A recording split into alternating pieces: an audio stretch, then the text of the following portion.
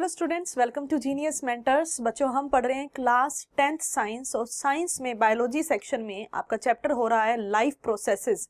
यानी कि हमने क्या इस चैप्टर के ओवरव्यू में भी क्या जाना था बच्चों कि हम इस चैप्टर में जितने भी लिविंग ऑर्गेनिजम्स में लाइफ प्रोसेसेस होती हैं, यानी कि वो प्रोसेसेस जिनकी वजह से कोई लिविंग ऑर्गेनिज्म लिविंग कहलाता है, तो वो सारी प्रोसेसेस हम इस चैप्टर में पढ़ने वाले हैं। जैसे कि digestion, respiration, excretion, control and coordination में जैसे वो हमारा अलग ही चैप्टर हो जाएगा, रिप्रोडक्शन अलग चैप्टर हो जाएगा। ठीक है, तो इस तरह की जो लाइफ प्रोसेसेस हैं वो हमने पढ़नी है। बहुत सारी लाइफ प्रोसेसेस तो इसी में ही कर लेंगे, बाकी की जो लाइफ प्रोसेसेस रह जाएंगी वो हमारे इंडिविजुअल चैप्टर्स हैं इसी क्लास में आपके साइंस में ही। एक तो है कंट्रोल एंड कोऑर्डिनेशन और एक है हाउ डू ऑर्गेनिजम्स रिप्रोड्यूस। उसके अलावा जितनी भी लाइफ प्रोसेसेस होती हैं वो सभी आप इसी चैप्टर में पढ़ोगे। तो बच्चों, लास्ट लेक्चर में क्या कर रहे थे? हम पढ़ रहे हैं फोटोसिंथेसिस, यानी कि फोटोसिंथेसिस प्रोसेस, जिस प्रोसेस की वजह से प्लांट अपना खाना स्वयं बना पाते हैं। चार चीजें वो इस्तेमाल करते हैं। वो चार चीजें कौन कौन सी है? Sunlight, chlorophyll, carbon dioxide and water. तो ये चार चीजों की वजह से जो प्लांट अपना खाना ग्लूकोज की फॉर्म में खुद बना लेता है, उस प्रोसेस को हमने फोटोसिंथेसिस का नाम दिया था। फोटोसिंथेसिस में हम क्या क्या चीजें पढ़ चुके हैं, क्योंकि अभी आगे आपको उसी के साथ कनेक्ट होना है, तो एक शॉर्ट में समरी लो फटाफट कि हमने कितना पढ़ लिया था। ठीक है बच्चों, तो हमने क्या पढ़ा था? सबसे पहले कि कंडीशंस क्या है फोटोसिंथेसिस के लिए, कौन कौन सी कंडीशन चाहिए हमें? चाहिए sunlight, chlorophyll, carbon dioxide and water. ये चार चीजें हमें, मतलब प्लांट को चाहिए, हमें तो नहीं चाहिए, प्लांट ही तो करता है ये प्रोसेस। तो प्लांट को 4 कंडीशंस जो हैं जरूरी होती हैं फोटोसिंथेसिस करने के लिए। सनलाइट यानी कि सूरज की रोशनी, क्लोरोफिल जिसे हम क्या बोलते हैं? Green pigment present in leaves, जो लीव्स में ग्रीन पिगमेंट प्रेजेंट होता है उसे हम क्लोरोफिल बोलते हैं, and that is very very important for photosynthesis. Then carbon dioxide and water. तो लास्ट लेक्चर में हमने पढ़ा था कि कैसे प्लांट कार्बन डाइऑक्साइड ऑब्टेन करता है, यानी कि प्राप्त करता है, और कैसे प्लांट वाटर ऑब्टेन करता है। तो उसी चीज को एक बार क्विक समरी में देखो। तो सबसे पहले तो पढ़ते हैं कि प्लांट को कार्बन डाइऑक्साइड कैसे मिलती है। प्लांट को कार्बन डाइऑक्साइड कैसे मिलती है, कैसे वो कार्बन डाइऑक्साइड ले पाता है? तो सबसे पहले प्लांट कार्बन डाइऑक्साइड लेता है from the air. From the air, हवा से कार्बन डाइऑक्साइड वो लेता है। किसके थ्रू लेता है? Through the tiny pores called stomata. किसके द्वारा ले पाता है? Through the tiny pores. उन टाइनी पोर्स को क्या बोलते हैं? Stomata, that are present in leaves. Leaves में छोटे छोटे टाइनी पोर्स होते हैं जो ओपन होते हैं तो कार्बन डाइऑक्साइड पत्ते के अंदर आती है, पत्तों के अंदर आती है। क्लोज होते हैं तो नहीं आ पाती। वो टाइनी पोर्स को क्या बोलते हैं? हम स्टोमेटा बोलते हैं। उन टाइनी पोर्स के द्वारा कार्बन डाइऑक्साइड एयर से लीव्स के अंदर एंटर करती है। तो आपको पता होना चाहिए कि कार्बन डाइऑक्साइड कैसे एंटर करती है लीव्स में। ये लीव के अंदर एंटर करती है through stomata. Stomata exchange of gases के लिए रिस्पॉन्सिबल होता है। स्टोमेटा किसके लिए रिस्पॉन्सिबल होता है? Exchange of gases. अब एक्सचेंज का मतलब क्या होता है बच्चों? एक्सचेंज का तो मतलब होता है किसी चीज का लेना देना। हम किसी चीज को दे रहे हैं तो उसके बदले में उस पर्सन से कुछ ले भी रहे हैं, तब हम एक्सचेंज बोलते हैं। तो अब यहां पर तो सिर्फ कार्बन डाइऑक्साइड हम प्लांट ने ली है, तो एक्सचेंज ऑफ गैसेस कैसे हुआ? क्योंकि जैसे कार्बन डाइऑक्साइड आती है ना फोटोसिंथेसिस प्रोसेस में, तो जो प्रोसेस के एंड में ऑक्सीजन बनती है, वो ऑक्सीजन लीव से बाहर भी स्टोमेटा के थ्रू ही जाती है। क्योंकि एक्सचेंज ऑफ गैसेस इसलिए हुई क्योंकि एंट्री तो होती है कार्बन डाइऑक्साइड की स्टोमेटा की वजह से, और एग्जिट होती है ऑक्सीजन जब ऑक्सीजन बन जाएगी ना बच्चों फोटोसिंथेसिस प्रोसेस में, तो वो फोटोसिंथेसिस प्रोसेस में जो ऑक्सीजन बनी है वो प्लांट से बाहर कैसे जा पाएगी, वो भी स्टोमेटा के थ्रू ही जाती है।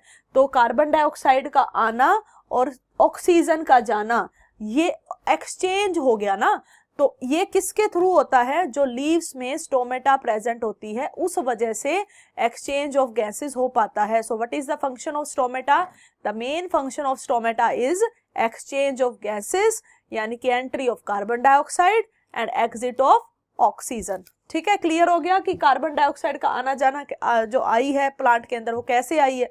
दूसरी चीज जो है वो है बच्चों वाटर। तो वाटर की बात करें तो वाटर प्रेजेंट होता है रूट्स में, रूट्स से वाटर नहीं, रूट्स में नहीं बच्चों, सोइल में। कहां प्रेजेंट होता है, सोइल में, सोइल में होगा वाटर। अब ये वाटर सबसे पहले जाएगा रूट्स में, प्लांट की रूट्स में, through the process known as osmosis. Osmosis process बच्चों आप क्लास 9th में भी पढ़ के आए हो। ऑस्मोसिस में क्या होता है, जो लिक्विड है जैसे कि यहाँ पर वाटर है, इसकी मूवमेंट होना from high concentration to the low concentration. Osmosis में चीजें कैसे जाती हैं, from high concentration to low concentration through semi permeable membrane. तो वो ऑस्मोसिस होती है। सेमी परमिएबल मेम्ब्रेन होती है सेल मेम्ब्रेन, जहां से सिलेक्टिव चीजें ही अंदर बाहर जा सकती है, उसे सेमी परमिएबल मेम्ब्रेन बोलते हैं। तो ऑस्मोसिस प्रोसेस से यहाँ पानी सबसे पहले जाएगा रूट्स में, रूट से आगे जाएगा स्टेम में, स्टेम से जाएगा लीव्स में। तो ये रूट से स्टेम और स्टेम में लीव्स में, स्टेम से लीव्स में पानी किसकी मदद से जाता है, तो ये जाता है with the help of pipe like structure known as xylem vessels. यहां पे भी क्या लगेंगे, xylem vessels. Xylem vessels are pipe like structure, और ये पाइप लाइक स्ट्रक्चर की वजह से वाटर जो है मूव करता है from roots to stem and stem to leaves. तो पानी लीव्स में पहुंच गया। ये बच्चों आपसे पूछा जा सकता है कि पानी कहां से आया, तो मिट्टी से पानी रूट्स में जाता है, रूट से स्टेम में, स्टेम से लीव्स में, और कार्बन डाइऑक्साइड एयर से ली जाती है with the help of stomata. Paper में ये क्वेश्चन बच्चों बहुत बार पूछा गया, इसीलिए आपको ऐसे दोबारा अच्छे से समझाया है, ठीक है, ताकि आप इस क्वेश्चन को जरूर से जरूर अटेम्प्ट करके आओ। ठीक है, तो दो चीजें तो हो गई कि प्लांट कार्बन डाइऑक्साइड कैसे लेता है और प्लांट वाटर कैसे लेता है। अब दो और कंडीशंस हैं जो चाहिए होती है। एक क्या होती है, सनलाइट, और चौथी चीज क्या है, क्लोरोफिल। अब सनलाइट का तो बच्चों साफ साफ हिसाब किताब है कि सन की जो रोशनी होती है, सन की जो रोशनी है वो क्या है, सनलाइट है, और सनलाइट एनर्जी मिल गई। लेकिन अभी आपको समझना क्या है, why sunlight is essential for photosynthesis, क्यों सनलाइट जरूरी है फोटोसिंथेसिस के लिए। ठीक है, तो वो समझो, because with the help of sunlight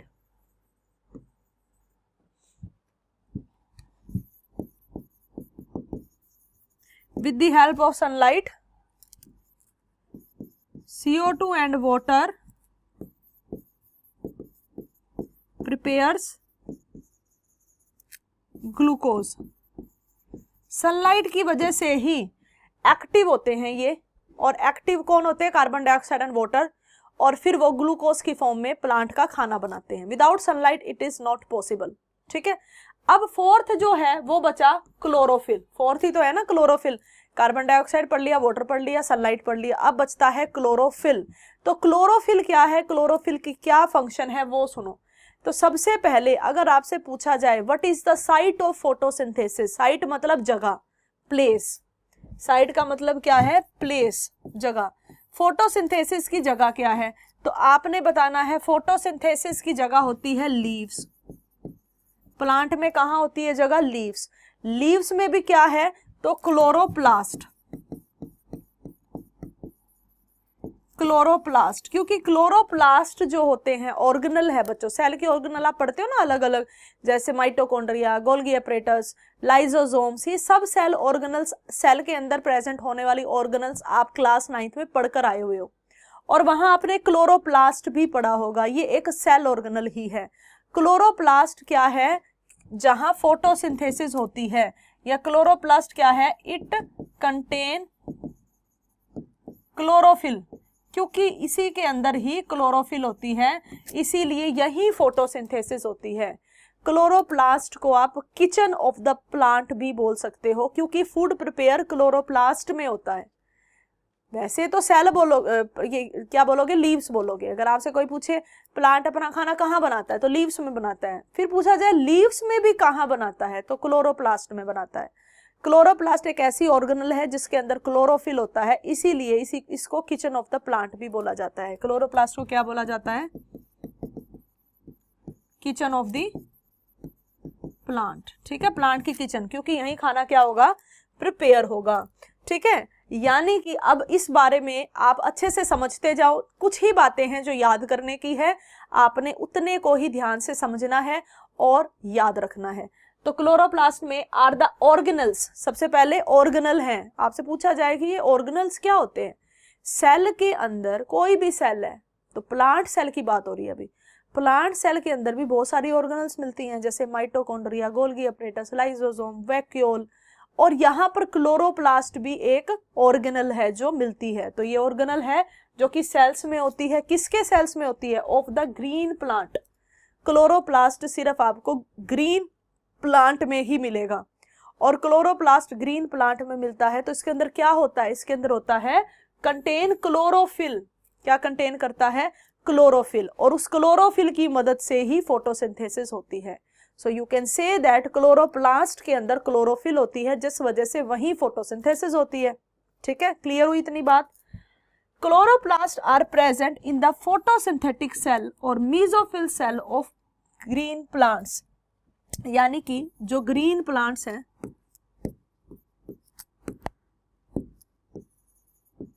green plants हैं बच्चों, उनके लीव्स में, उनके लीव्स होंगे, और उनके लीव्स में एक सेल्स होते हैं जिनको बोलते हैं मेसोफिल सेल्स। कौन से सेल्स? Mesophyll cells. लीव्स के कौन से? ग्रीन लीव्स जो हैं उनके अंदर सेल्स होते हैं मेसोफिल्स, और उन मेसोफिल सेल्स के अंदर क्लोरोप्लास्ट होता है, और क्लोरोप्लास्ट के अंदर क्लोरोफिल होती है।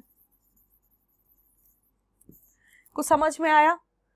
प्लांट, ग्रीन प्लांट के लीव्स, लीव्स के अंदर कैसे सेल्स होते हैं? मेसोफिल सेल्स, मेसोफिल सेल्स में क्लोरोप्लास्ट, और क्लोरोप्लास्ट में क्लोरोफिल। इस तरह से इसे आप फ्लो चार्ट की तरह याद करें। ठीक है, इस तरह से आपने इसको फ्लो चार्ट की मदद से याद करना है। ठीक है, ऐसे याद कर लोगे। चलिए, तो आपने क्या पढ़ा अब तक? आपने पढ़ा कि क्लोरोप्लास्ट ऑर्गेनल होती हैं जो प्लांट सेल में मिलती हैं, और उनके अंदर क्लोरोफिल होता है, इसलिए इनको किचन ऑफ द प्लांट बोलते हैं। और मेसोफिल सेल्स हैं जिसके अंदर क्लोरोप्लास्ट होता है। ठीक है, किसके अंदर होते हैं मेसोफिल सेल्स? लीव्स के अंदर। Then in a cross section of leaf, सबसे पहले क्या आप क्लोरोप्लास्ट किस माइक्रोस्कोप में देख सकते हो? तो आप माइक्रोस्कोप भी बच्चों दो तरह के होते हैं, जो आप 9th क्लास में पढ़ा है आपने। इसे आप लाइट माइक्रोस्कोप की मदद से भी देख सकते हो। दो तरह के माइक्रोस्कोप कौन कौन से होते हैं? Light microscope and electron microscope. बहुत सारी चीजें ऐसी हैं जो आपको लाइट माइक्रोस्कोप में नहीं दिखती, तो उनके लिए इलेक्ट्रॉन माइक्रोस्कोप का इस्तेमाल किया जाता है। लेकिन क्लोरोप्लास्ट आप लाइट माइक्रोस्कोप में भी देख सकते हो, जहां पर रेजोल्यूशन यानी कि चीजों को देखने की पावर थोड़ी कम होती है, बट आप वहां पर क्लोरोप्लास्ट को इजीली देख सकते हो। तो it can be seen by light microscope. तो इलेक्ट्रॉन माइक्रोस्कोप की जरूरत नहीं होती है। ठीक है, अगर आप किसी पत्ते का क्रॉस सेक्शन देखो, क्रॉस सेक्शन का मतलब होता है बच्चों उसे लाइट माइक्रोस्कोप में देखो, उसको खोल कर देखो, तो आपको वहां पर बहुत सारी डिस्क लाइक ऑर्गेनल्स मिलेंगी। किसके अंदर मिलेंगी? मेसोफिल सेल्स में। ठीक है, और वो होगा आपका क्या? क्लोरोप्लास्ट। तो ये क्लोरोप्लास्ट का क्रॉस सेक्शन जो आपको माइक्रोस्कोप के अंदर मिलेगा, वो कुछ यहाँ पर दे रखा है। तो इसमें से हमने चुनिंदा बातों का ध्यान रखना है, याद रखना है, जो पेपर में पूछी जाएंगी। तो सबसे पहली वो बात क्या है जो आपको याद रखनी है, वो ये है कि जो क्लोरोप्लास्ट है उसकी दो मेम्ब्रेन होती हैं, एक है इनर मेम्ब्रेन और एक है आउटर मेम्ब्रेन। तो क्लोरोप्लास्ट की कितनी मेम्ब्रेन होती हैं? दो मेम्ब्रेन होती है, जो यहाँ पर दी भी हुई है। ठीक है, एक तो ये हो गई और एक ये वाली हो गई। तो यहां पर आपको क्या पता चलता है कि क्लोरोप्लास्ट की दो मेम्ब्रेन होती है, outer membrane and inner membrane. ठीक है, यहां तक समझ में आया। उसके बाद बच्चों दूसरी बात आपने क्या याद रखनी है, पहले तो ये बात याद होगी कि एक मेम्ब्रेन आउटर मेम्ब्रेन है और एक क्या है, इनर मेम्ब्रेन है। दूसरी बात आपने याद रखनी है, बहुत सारी ऑर्गेनल्स ऐसी होती हैं बच्चों जिनका खुद का डीएनए भी होता है। ठीक है, जैसे माइटोकॉन्ड्रिया। तो क्लोरोप्लास्ट भी उन्हीं ऑर्गेनल में आती है जिसका खुद का जेनेटिक मटेरियल यानी कि डीएनए है। तो आप क्या लिखोगे, अगला point, chloroplast has its own DNA, इसका खुद का डीएनए है। आपसे पूछा जाए क्लोरोप्लास्ट का क्या खुद का डीएनए है? जैसे बच्चों सारी ऑर्गेनल का खुद का डीएनए नहीं होता, न्यूक्लियस में डीएनए होता है बस, लेकिन फिर भी कुछ ऑर्गेनल ऐसी हैं जिनके पास अपना खुद का भी डीएनए होता है और क्लोरोप्लास्ट उसी में से एक है। अगर एक और आपका मन करे याद करने का नाम जिसके पास खुद का डीएनए होता है, वो होता है mitochondria. Mitochondria is known as power house of the cell, क्योंकि यहाँ पर एनर्जी बनती है, स्टोर होती है।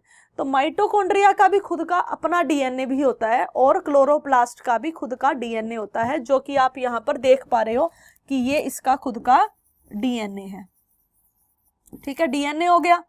उसके बाद यहाँ पर बच्चों कॉइन जैसे स्ट्रक्चर मिलते हैं। ठीक है, जिन्हें हम क्या बोलते हैं बच्चों, ये देखो, ये यहाँ पे मिलेगा आपको कॉइन जैसे स्ट्रक्चर,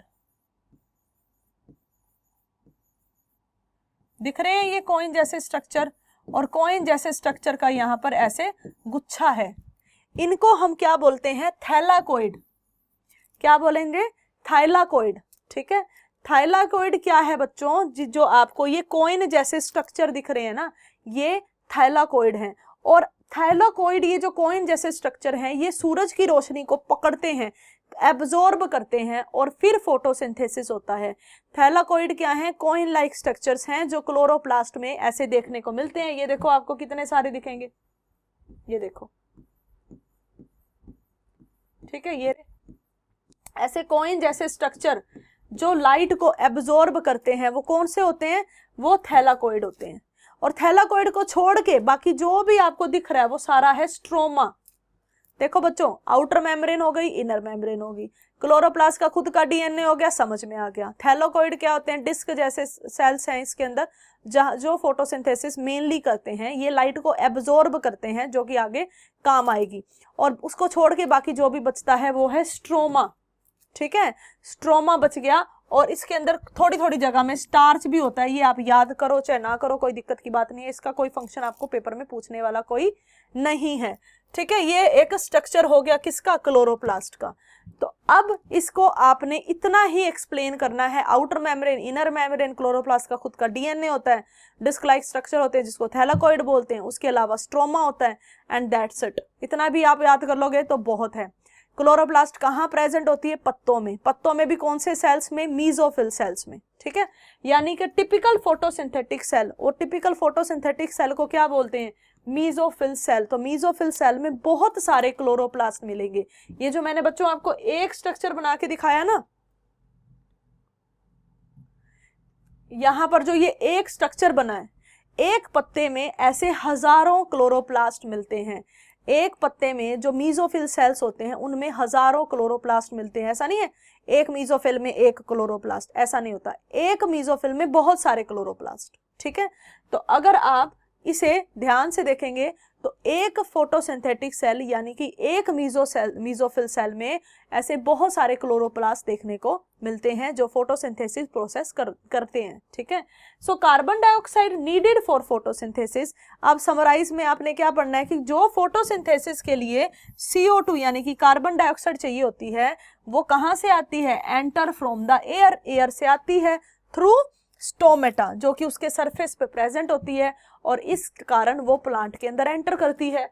फिर जो वाटर है is carried by xylem vessel, समझाया ना मैंने आपको कि मिट्टी में पानी है, वहां से रूट्स में जाएगा ओस्मोसिस से, रूट से स्टेम में और स्टेम में लीव्स में। ये कहाँ किसकी मदद से जाता है, जाइलम वेसल्स की वजह से, जो कि पाइप लाइक स्ट्रक्चर्स होते हैं। क्या होते हैं बच्चों, पाइप लाइक स्ट्रक्चर्स होते हैं। इनकी वजह से ही पानी पत्तों तक पहुंचता है और फिर वहां पर वो फोटोसिंथेसिस प्रोसेस करवाने के लिए मददगार होता है। ठीक है, यानी कि देयर इज अ थिन, एक और बात बच्चों, there is a thin waxy protective layer known as cuticle above and below the leaf which help in to reduce the water loss from the leaf। ये जो बात है ना बच्चों, ये सिर्फ और सिर्फ ये जो नीचे वाली बात है ज़ेरोफिटिक प्लांट्स के लिए है। सुनना अच्छे से, ज़ेरोफिटिक प्लांट्स। तो अब आपके मन में आएगा भाई ये ज़ेरोफिटिक प्लांट्स क्या है और ये बात क्या है, तो आओ अच्छे से समझो। ऐसे एक लाइन पढ़ने से ये बात समझ में नहीं आएगी। क्या है ये बात, देखो सबसे पहली बात, व्हाट आर ज़ेरोफिटिक प्लांट्स। ज़ेरोफिटिक प्लांट्स क्या होते हैं, those plants which grow in less in areas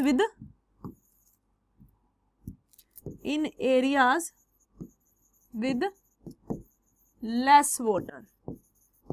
जहां पर बच्चों पानी की कमी होती है, जिन एरियाज में पानी की कमी होती है और वहां पानी कम होने के बाद भी जो प्लांट्स वहां ग्रो कर पाते हैं वो ज़ेरोफिटिक प्लांट होते हैं। एग्जाम्पल कैक्टस, यानी कि जिन्हें पानी की ज्यादा जरूरत नहीं होती ग्रो करने के लिए, वो प्लांट्स जो कम पानी वाले एरिया में भी होते हैं, ग्रो करते हैं, उन्हें ज़ेरोफिटिक प्लांट्स बोलते हैं। तो ज़ेरोफिटिक प्लांट कैसे सरवाइव करते हैं विदाउट वाटर। ठीक है, हमने पढ़ा था कि जो भी नॉर्मल प्लांट होता है उसमें से स्टोमेटा के थ्रू लॉस ऑफ वाटर होता है इन the form of water vapour, जिस प्रोसेस को हमने ट्रांसपीरेशन बोला था। वो ट्रांसपीरेशन यहां कम हो। देखो ज़ेरोफिटिक प्लांट्स की जो लीव्स होती हैं, leaves have vaccine coating called cuticle. जो लीव्स हैं उनके ऊपर एक वैक्सी कोटिंग होती है, क्यूटिकल बोलते हैं उसको। किसके में हम बात कर रहे हैं, ज़ेरोफिटिक प्लांट्स में, कि ज़ेरोफिटिक प्लांट्स के जो पत्ते हैं उनके ऊपर एक वैक्सी कोटिंग होती है क्यूटिकल की। पूछा जाएगा ऐसा क्यों, तो इसका आंसर है to reduce the loss of water through stomata, ताकि जो स्टोमेटा से वाटर का लॉस होता है ना, ट्रांसपीरेशन होता है, उसको कम करने के लिए ये वैक्सी कोटिंग होती है। और बच्चों ये बहुत बार पूछे जाने वाला सवाल है। क्या है सवाल, दोबारा सुनो, कि ज़ेरोफिटिक प्लांट्स में जो लीव्स है उसके ऊपर वैक्सी कोटिंग क्यों होती है। देखो नॉर्मल जो प्लांट है, कोई भी जो नॉर्मल एरिया का जो प्लांट होता है उसके अंदर ये ट्रांसपीरेशन प्रोसेस होती है। उसके अंदर क्या होता है, ट्रांसपीरेशन प्रोसेस होती है स्टोमेटा से। क्या होती है transpiration process, loss of water in the form of water vapours through stomata. Stomata के द्वारा प्लांट से लॉस होना वाटर का, किस फॉर्म में, वाटर वेपर की फॉर्म में, स्टोमेटा कहलाता, ट्रांसपीरेशन कहलाता है। अब ज़ेरोफिटिक प्लांट्स होते ही इस एरिया में है जहां ऑलरेडी पानी की कमी है, और फिर इनकी बॉडी में से, इनकी प्लांट की बॉडी में से अगर ज्यादा से ज्यादा पानी निकलता जाएगा वाटर वेपर की फॉर्म में, तो ये कैसे सरवाइव करेंगे। इस वजह से इनके जो लीव्स होते हैं उसके ऊपर वैक्सी कोटिंग होती है जिसे क्यूटिकल बोलते हैं। क्या होती है? वैक्सी कोटिंग होती है जिसे क्यूटिकल बोलते हैं। क्यों होती है? To reduce the loss of water in the form of water vapour. जो वाटर की वेपर की फॉर्म में पानी का लॉस होना होता है उसको कम किया जा सके, यानी कि टू रिड्यूस ट्रांसपीरेशन। सिंपल भाषा में क्या कहो? ट्रांसपीरेशन कम से कम हो, उस चीज की वजह से यहां पर क्या होगा? वैक्सी कोटिंग है। ठीक है, मोस्ट इंपॉर्टेंट बात है बच्चों। ठीक है, इसी के साथ हमारी फोटोसिंथेसिस प्रोसेस कंप्लीट होती है। अब हम पढ़ेंगे नेक्स्ट टॉपिक जो है न्यूट्रिशन इन एनिमल्स। जिस तरह से प्लांट्स का न्यूट्रिशन पढ़ा, अब एनिमल्स का पढ़ेंगे। न्यूट्रिशन इन एनिमल्स में जो मेन बात ये है, वो पहली बात तो ये है कि animals are not autotrophic. Animals autotrophic नहीं होते, यानी कि अपना खाना, ये कार्बन डाइऑक्साइड, वाटर, सनलाइट, इनकी वजह से अपना खाना कभी भी नहीं बना पाते, क्योंकि वो हेट्रोट्रोफिक होते हैं। And what are heterotrophic mode of nutrition? जिसमें ऑर्गेनिजम्स या तो प्लांट पे या एनिमल पे या दोनों पे निर्भर हो, अपना खाना स्वयं ना बना पाए, दूसरों पे निर्भर हो न्यूट्रिशन के लिए, यानी कि खाना खाने के लिए, उसे हम हेट्रोट्रोफिक मोड ऑफ न्यूट्रिशन बोलते हैं। और एनिमल हेट्रोट्रोफ्स होते हैं, यानी कि एज एनिमल्स आर हेट्रोट्रोफिक। समझ में आ गया ना कि प्लांट्स तो ऑटोट्रोफिक होते हैं, एनिमल्स हेट्रोट्रोफिक होते हैं, and depend upon others to obtain their food and get energy. इसीलिए एनिमल्स को, देखो एनर्जी तो सबको चाहिए, हमने पढ़ा है ये कि हर एक लिविंग ऑर्गेनिज्म को एनर्जी चाहिए ताकि उनकी बॉडी में वो हर तरह की लाइफ प्रोसेस कर सके। तो प्लांट तो ऑटोट्रोफिक थे, अपना खाना खुद बना रहे थे, फोटोसिंथेसिस कर रहे थे। एनिमल्स हेट्रोट्रोफिक होते हैं, वो अपना खाना खुद नहीं बना पाते ऐसे, क्योंकि हेट्रोट्रोफिक होते हैं।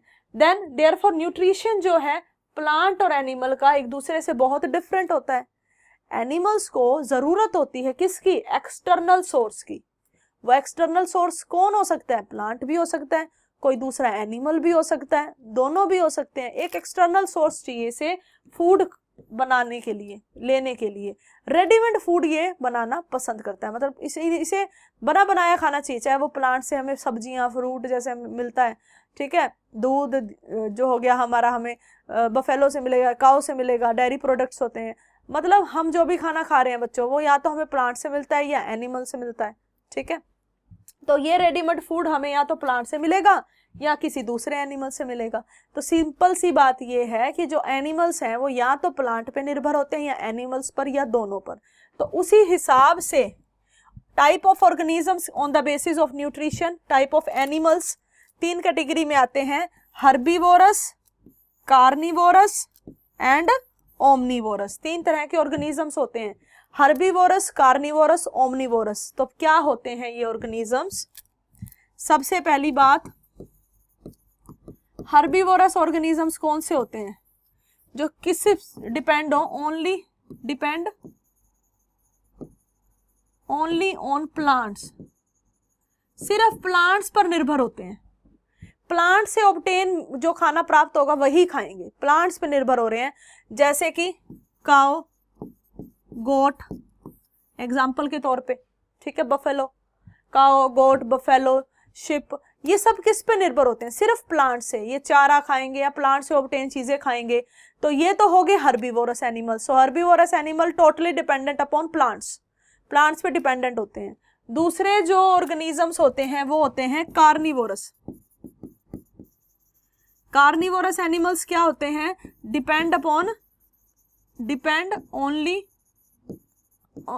ओनली ऑन अदर एनिमल्स, जो दूसरे एनिमल्स पे डिपेंड होते हैं।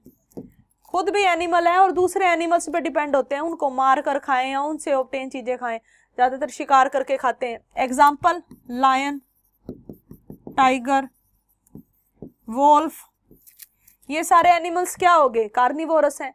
ठीक है, ये दूसरों को मारकर या दूसरों को खाते हैं, तो ये कार्निवोरस हो गए। तीसरे क्या होते हैं? तीसरे होते हैं बच्चों ओमनीवोरस, जो हम हैं। तीसरे क्या होते हैं? ओमनीवोरस, जो हम हैं। ये क्या है? Depend on both animals and plants, जो एनिमल्स पे भी डिपेंड होते हैं और प्लांट्स पे भी डिपेंड होते हैं, वो ओमनीवोरस होते हैं। Example, humans. अब बच्चों एक बात देखो, हम जो रोटी खाते हैं, सब्जी खा रहे हैं, चावल खाते हैं, ये सारी चीजें हमें किससे मिलती हैं? सभी प्रकार की सब्जियां, सभी प्रकार के फ्रूट, ये सब हमें प्लांट से मिलते हैं। लेकिन जो हम दूध पीते हैं, लस्सी पीते हैं, दही खाते हैं, पनीर खाते हैं, या फिर जो एग, चिकन, ये सारी चीजें होती हैं, फिश हो गया, ये सारी चीजें भी हमें एनिमल से मिलती हैं। यानी कि ये सारी कुछ चीजें हमें प्लांट से ऑब्टेन होती है, कुछ एनिमल से ऑब्टेन होती है, और हम दोनों पर ही निर्भर होते हैं। ये क्या होते हैं? ओमनीवोरस। सो हर्बीवोरस सिर्फ प्लांट पे डिपेंडेंट होते हैं, कार्निवोरस सिर्फ एनिमल्स पे, अदर एनिमल्स पे डिपेंडेंट होते हैं। ओमनीवोरस यानी कि जैसे हम दोनों पे निर्भर होते हैं, प्लांट्स पे भी और एनिमल्स पे। ये हो गया बच्चों type of animals on the basis of their nutrition. अब हम नेक्स्ट क्लास में पढ़ेंगे न्यूट्रिशन इन अमीबा, और फिर स्टार्ट करेंगे न्यूट्रिशन इन ह्यूमंस। तब तक के लिए बच्चों इसे अच्छे से रिवाइज कर लीजिएगा। मिलते हैं हमारे नेक्स्ट लेक्चर में न्यूट्रिशन इन अमीबा के साथ। और बच्चों अगर आप इसी तरह से अपने सारे सब्जेक्ट्स अच्छे से पढ़ना चाहते हैं तो आप हमारे चैनल को ज़रूर सब्सक्राइब करें और वीडियो को लाइक करें, शेयर करें अगर आपको अच्छे से समझ में आया है तो। कोई डाउट हो तो आप कमेंट बॉक्स में बता भी सकते हैं। मिलते हैं नेक्स्ट क्लास में। Thank you so much.